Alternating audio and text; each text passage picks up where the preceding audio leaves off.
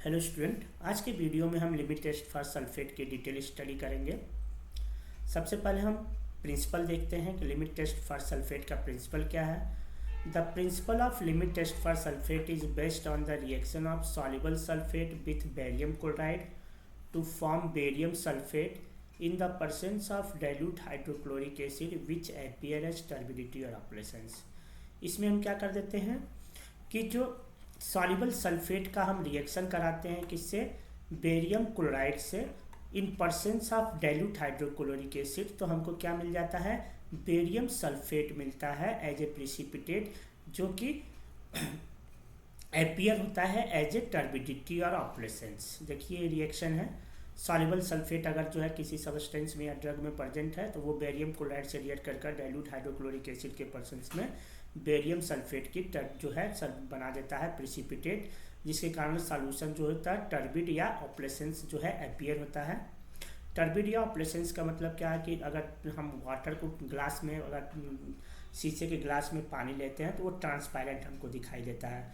उसमें हम थोड़ी सी मात्रा अगर जो है हम मट्टी की डाल देते हैं या जो है मट्टी की या धूल की डाल देते हैं तो देखेंगे कि क्या होगा, छोटे छोटे पार्टिकल्स जो ना धूल के वो धीरे धीरे नीचे बैठेंगे, उसी को हम क्या बोलते हैं, प्रिसिपिटेट। जो छोटे छोटे पार्टिकल्स जो है धीरे धीरे सेटल हो रहा है सतह पे, तो उसको हम क्या बोलते हैं, प्रिसिपिटेट बोलते हैं। और जो धूल डालने से जो हमारा कलर जो है ट्रांसपेरेंट से क्या हो जाएगा, धुंधला कलर आ जाता है, जो है सॉल्यूशन जो है धुंधला कलर का दिखाई देता है, उसी को हम टर्बिडिटी और ऑपरेशंस बोलते हैं। तो बेरियम क्लोराइड, बेरियम सल्फेट के बनने से भी क्या हो जाएगा, जो सॉल्यूशन होगा वो ऑपरेशंस या टर्बिड दिखाई देगा।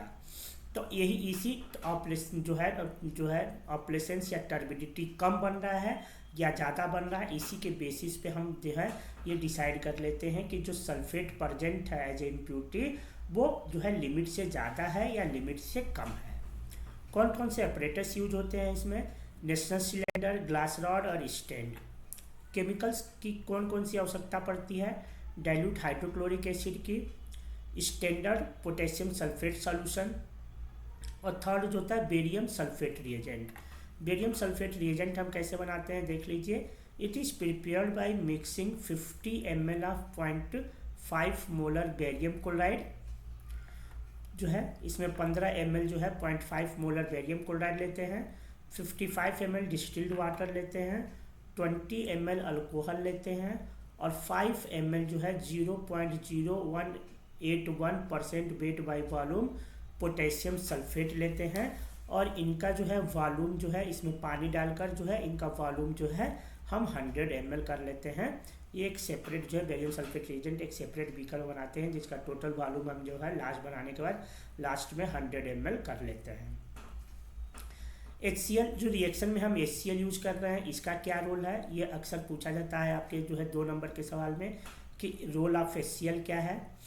तो ये HCl जो है एसिडिक मीडियम का होता है, तो ये रिएक्शंस को एसिडिक मीडियम प्रोवाइड करता है। दूसरा क्या करता है, prevent precipitate of other acid radical such as phosphate और oxalate.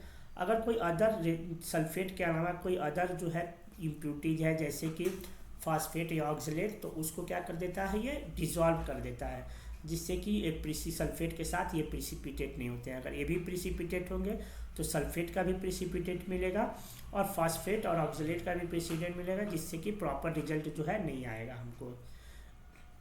In the presence of dilute HCl only sulphate is precipitate. इस HCl के परसेंस में क्या होता है, जो अदर इम्प्यूरिटीज होती है वो डिसॉल्व हो जाती हैं, जिसके केवल जो है सल्फेट का ही प्रिसिपिटेट हमको मिलता है। प्रोसीजर देखते हैं, इसका प्रोसीजर क्या है। एक तरफ जो है हम 2 नेशनल सिलेंडर लेते हैं, एक तरफ जो है देखिए यहाँ पे जो है हमने देखा ये 2 नेशनल सिलेंडर लिया, एक पे हम टेस्ट लिख देते हैं जिसमें कि हम टेस्ट सोल्यूशन लेंगे। जिस टेस्ट सोल्यूशन वह सोल्यूशन होता है जिसमें कि जिसकी हमको टेस्ट करनी है कि उसमें सल्फेट की मात्रा जो है एज ए इम्प्योरिटी लिमिट से ज़्यादा है या लिमिट से कम है। और दूसरे में हम यस लिखेंगे जिसमें स्टैंडर्ड हम लिखेंगे, उसमें हमको जो है सल्फेट की मात्रा जो है मालूम होती है, वो मैक्सिमम अमाउंट होती है अकॉर्डिंग टू फार्माकोपिया के हिसाब से लेते हैं, जो कि परमिसिबल अमाउंट है हमारे बॉडी के लिए। अगर उतनी मात्रा हमारे बॉडी में जाती है तो वो ज़्यादा साइड इफेक्ट नहीं शो करती है और वो परमिसिबल होते हैं। तो क्या करते हैं, टेस्ट जो है, टेस्ट जो नेशनल सिलेंडर हमने लिया, टेस्ट सोल्यूशन एक पे लिख लिया, एक पे स्टैंडर्ड लिख लिया। अब टेस्ट में हम क्या करेंगे, specific weight of test substance, जिस सब्सटेंस को हमको टेस्ट करना है कि इसमें सल्फेट की इम्प्योरिटी जो है लिमिट से ज़्यादा है या कम है या नहीं है, उसको क्या करते हैं, उसमें ले लेते हैं उसको लेकर डिजॉल्व करते हैं उसको वाटर में, डिस्टिल वाटर में, एज डायरेक्टेड फार्माकोपिया के हिसाब से, और उसको नेशनल सिलेंडर में हम ट्रांसफ़र कर देते हैं। स्टैंडर्ड में क्या होता है, स्टैंडर्ड तो हमको मालूम है कि स्टैंडर्ड में जो है हमको जो है इम्प्योरिटीज़ की मैक्सिमम अमाउंट मालूम होती है कि जो है इम्प्योरिटीज़ जो है कितनी मैक्सिमम अमाउंट हमको लेनी है, वही परमिसिबल मैक्सिमम परमिसिबल अमाउंट होता है हमारे बॉडी के लिए। तो इसमें जो है हम लेते हैं, take 1 ml of 0.01089% weight by volume of solution of potassium sulphate in national cylinder. इसमें जो हम क्या करते हैं, पोटेशियम सल्फेट का जो है 0.1089 ग्राम को 100 ml में अगर डिजॉल्व कर देते हैं तो जो हमारा सोल्यूशन आता है वो क्या होता है, उसकी स्ट्रेंथ जो होती है, कंसंट्रेशन जो या स्ट्रेंथ कहिए उसकी जो है 0.1089% वेट बाय वॉल्यूम होता है। तो इसमें 100 ml का जो सोल्यूशन मिला जिसका कि स्ट्रेंथ ये है, उसमें से हम 1 ml लेते हैं और उसको नेशनल सिलेंडर में ट्रांसफ़र कर लेते हैं। अब सेकेंड स्टेप में दोनों में क्या देखिए, सेकेंड स्टेप में क्या होगा, ये जो हमारा जो नेशनल सिलेंडर में जो हमारा मिला ले लिया है हमने स्टैंडर्ड, टेस्ट और स्टैंडर्ड, इसमें हम टेस्ट में क्या करेंगे, 2 ml जो है डाइल्यूट हाइड्रोक्लोरिक एसिड ऐड करेंगे। सेम प्रोसीजर हम अप्लाई करेंगे स्टैंडर्ड के लिए भी, इसमें भी 2 ml जो है 2 ml जो है डाइल्यूट हाइड्रोक्लोरिक ऐड करेंगे। फिर इसमें जो है नेक्स्ट स्टेप में क्या करेंगे, हम नेशनल सिलेंडर हमारा 50 ml का जो है मार्किंग होती है, 50 ml जो है उसकी स्ट्रेंथ जो है वॉल्यूम होता है उसमें, तो उसमें जो 45 ml तक नेशनल सिलेंडर में हम डिस्टिल वाटर डालेंगे कि उसकी जो है जो वॉल्यूम है 45 ml तक फिल हो जाए। उसी तरह से सेम प्रोसीजर हम स्टैंडर्ड के लिए भी करेंगे।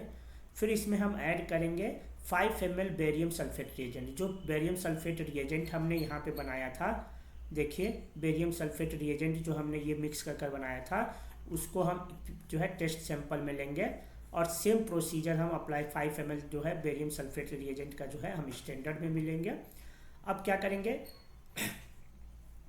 देखिए ये रिएक्शन यहाँ पे अब रिएक्शन होगा, उसको 5 मिनट के लिए हम छोड़ देंगे। तो ये जो अगर सल्फेट उसमें प्रेजेंट है तो क्या करेगा, बेरियम क्लोराइड से जो है रिएक्ट करेगा in the percents of dilute hydrochloric acid, और बेरियम सल्फेट का प्रिसिपिटेट हमको मिलेगा और जो सॉल्यूशन मिलेगा एज ए टर्बिडिटी और ऑपरेशंस के रूप में हमको अपीयर हो जाएगा। अब क्या करेंगे, हम उस टर्बिडिटी को ऑब्जर्व करेंगे दोनों में, स्टैंडर्ड में भी, टेस्ट में भी और स्टैंडर्ड में भी, और उससे उसके कंपैरिजन से हम क्या करेंगे, हम ये देख लेंगे कि हमारा जो सल्फेट की जो अमाउंट है वो स्टैंडर्ड से ज़्यादा है या कम है। चलिए देखते हैं ऑब्जर्वेशन में क्या देखेंगे, if the turbidity of test solution is less than the turbidity of standard solution then sample will pass the limit test. अगर जो टर्बिडिटी आ रही है हमारे टेस्ट सोल्यूशन में वो स्टैंडर्ड सोल्यूशन की टर्बिडिटी जो आ रही है उससे कम होगी तो लिमिट टेस्ट पास होगा। इसका मतलब क्या होगा कि हमारे जो टेस्ट सोल्यूशन है उसमें जो सल्फेट की इम्प्योरिटी है वो स्टैंडर्ड से कम है, स्टैंडर्ड से कम है इसलिए उसकी टर्बिडिटी भी कम है, तो ये जो है पास हो जाता है।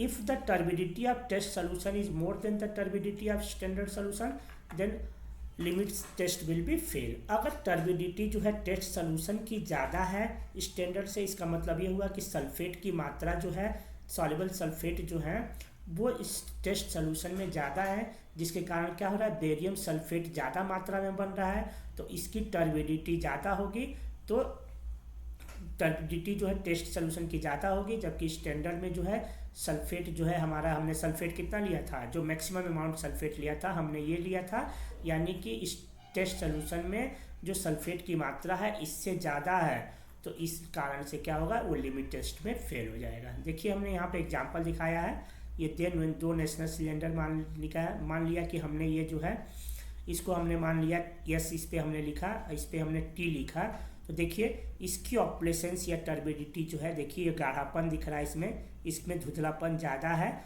जबकि इसमें कम है। तो इसका मतलब क्या हुआ, इसमें जो बेरियम सल्फेट बन रहा है हमारे स्टैंडर्ड में इसमें ज़्यादा है, जबकि टेस्ट में क्या है, कम है। तो इसका मतलब क्या होगा कि ये जो है, इस जो है टेस्ट में जो सल्फेट जो है एज ए इम्प्यूरिटी प्रेजेंट है वो कम है in comparison to the standard solution. तो ये जो है लिमिट टेस्ट पास हो जाता है। अगर सेम इसको उल्टा कर देते हैं, इसको टेस्ट ले लेते हैं, इसको स्टैंडर्ड ले लेते हैं, तो देखिए स्टैंडर्ड की धुंधलापन कम है, जबकि टेस्ट में जो है ये जो है टर्बिडिटी या धुंधलापन जो है ज़्यादा आ रहा है, गाढ़ा आ रहा है ये। तो इसका मतलब क्या हुआ कि इसमें जो बेरियम सल्फेट बन रहा है वो ज़्यादा है।